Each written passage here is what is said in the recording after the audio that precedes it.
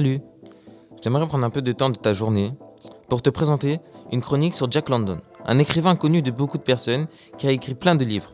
Je ne les connais pas tous, mais je peux te présenter des journalistes qui vont t'impressionner et qui vont t'expliquer tout sur Jack London. C'est parti avec Maëlys.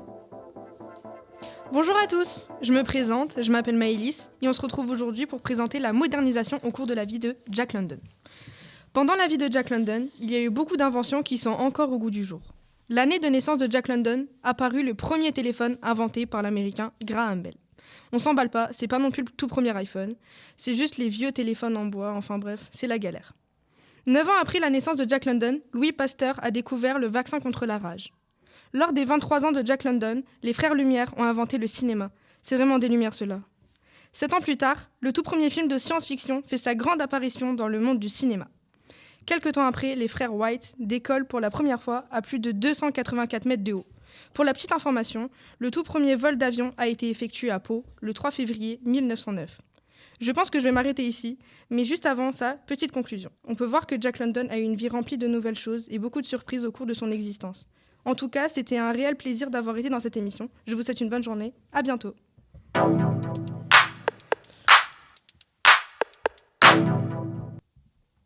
Après t'avoir présenté la biographie sur Jack London, je vais te montrer une autre personne qui va te présenter les autres histoires de Jack.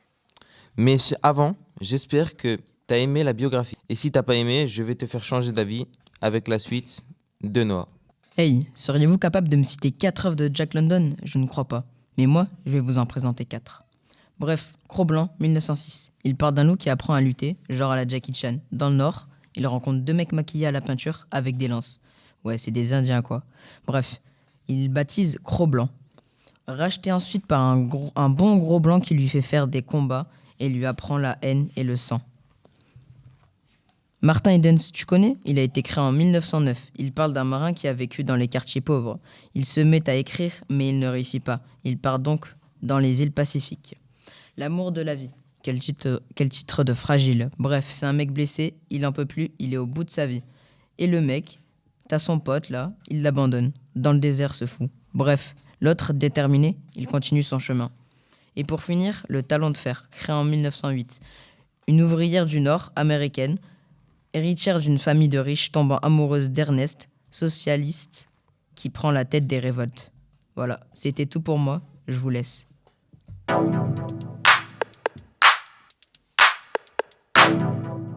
Hé, c'est encore moi. Je sais que tu vas te dire que je viens beaucoup. C'est une des dernières fois, malheureusement. Mais bon, c'est pas le sujet. Du coup, je vais te présenter d'autres personnes qui vont te parler de la peste écarlate, mais en un peu plus détaillé, avec Miguel. Bonjour, connaissez-vous le fameux livre de Jack London, La peste écarlate ? Si oui, je suis ravie pour vous. Sinon, ne vous inquiétez pas, je vous en fais le résumé tout de suite. En gros, c'est un roman post-apocalyptique et les personnages principaux sont le professeur James Howard Smith et ses 3 petits-enfants sauvages, Edwin, Ougou et Bec de Lièvre. On est en 2073 et les survivants vivent en tribu car 90% de la population a disparu. De quoi sont-ils des survivants ? Pourquoi ont-ils disparu ? Attendez, je vous le raconte dans quelques instants. En 2013, une maladie mortelle est apparue et a enlevé la vie à presque tous les humains de cette planète. Les humains, pris de panique, sont devenus fous, ont détruit, tué et brûlé tout sur leur passage. L'ex-professeur raconte tout ça à ses petits-enfants. Sacrée histoire pour aller se coucher. Le plus intéressant dans ce livre est le fait que l'on voit l'humanité face au chaos de la maladie, tentant de survivre par leurs moyens. De ce fait, ils perdent aussi toute tradition, toute coutume. La culture humaine disparaît peu à peu. Effrayant, n'est-ce pas ? Bon, voilà, vous en savez un peu plus sur le sujet. Alors maintenant, passez une agréable journée et à une prochaine fois.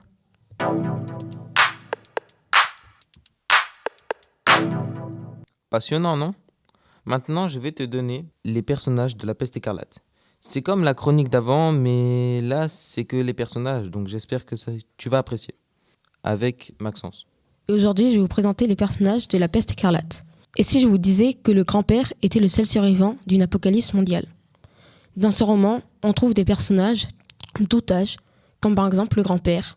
Il est le seul survivant de la peste écarlate. Il raconte tout ça à ses petits-enfants. Il était professeur de lettres dans une université. Quand il y a eu la peste, ils se sont regroupés dans l'université où ils étaient une centaine. Bon, assez parlé du grand-père, maintenant passons aux enfants.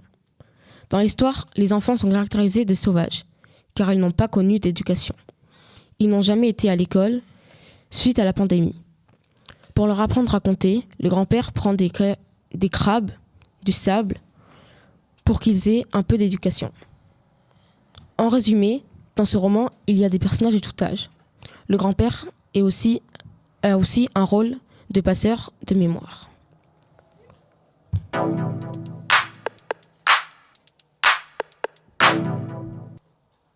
Bon, c'est la fin. J'espère que j'ai réussi mon objectif de te faire apprécier Jack London et son histoire. Je sais, j'ai pas pu tout expliquer en détail, alors va regarder la chronique B, celle de Medine et Yanis. Il y a d'autres détails et tout que j'ai pas expliqué dedans. Sur ce, merci d'avoir écouté tout et bonne continuation à toi.